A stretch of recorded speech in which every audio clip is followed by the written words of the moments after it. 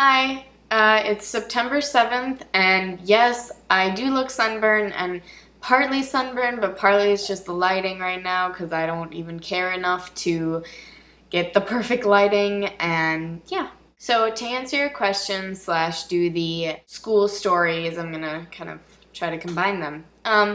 So my school story is that when I was little in elementary school, I missed I was on the bus and I was gonna go home and I missed my stop. So I was bawling. I was just crying. I was like, I'm never getting home. I missed my stop. Oh my God. I'm thinking of that as I'm on the bus to go to U of M on Tuesday, and I really feel like crying because I'm really hoping that that doesn't happen again, that I don't miss the bus, because if I miss the bus this time, it's like I'm in downtown Minneapolis and I don't know how to get back. And it's just, it's super stressful. Like, I stress over the smallest things, and this is one of them. My first day at the U of M was not as bad as I made it out to be. My one class on Tuesday was good, and then I had a couple classes today, and those were also good because I don't really have anything else to talk about them at the moment because there's not exactly something else to talk about right now. So you guys have to come over at some point and I'll make you guys cookies. I will give you the shuffle and rant now. And my question to you guys is, what class seems the most promising at the moment? Bye. Now, the rant. So, it's stupidly sexist, okay? It's unbelievably sexist. If anyone had come up to me and said like a sexist comment at all, even if it was jokingly, I would probably punch them several times in the face, okay? That's how angry I was at this series, okay? You got 4 girls, 1 guy. Guy can't do anything.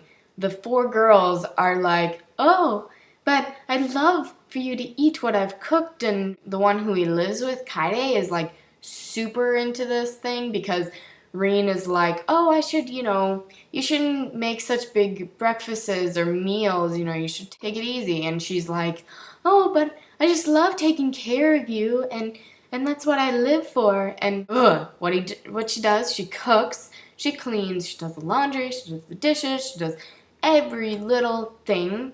But every time you focus on that, she's like, but that's what I live for, is making you happy. And it's like, oh. There's this one time where they're like, let's all make homemade lunches, and Reen says, I'd love to try what you guys have eaten. Like it's a chore for him to eat what they've made. And then Nareen isn't very good at cooking originally, so she gets a lot of lessons. She's practicing over and over and over again just to make something worth it for Reen to taste. And so she gets really good at making omelets, and that's all she makes. She just wants him to try what she's made. And Sia is the same way, she's not super good with dessert, so she just goes over and over and over again to like perfect these desserts. And they're all like, well, I want to make something homemade for Reen and so that he can try it and love it. Is that okay, Reen? It's going out of my way to try a stupid omelet. There's this other guy character, like his best friend or whatever, and Itsuki, I think it is. He's kind of not exactly a main character, but he is supposed to be the sexist character. Well, you've got these, large-breasted women around you, you should love them, and why are you so oblivious? These are like, got all these girls pawning over you. Any girl less than a B cup isn't worth his attention, and all these things, and it's just like, what the? Reen is like the nicer sexist guy. Like, there's kind of like 2 aspects of the sexist. Itsuki, who's just thinking of them as objects, and then Reen, who's just thinking of them as maids. So that's my rant. Bye.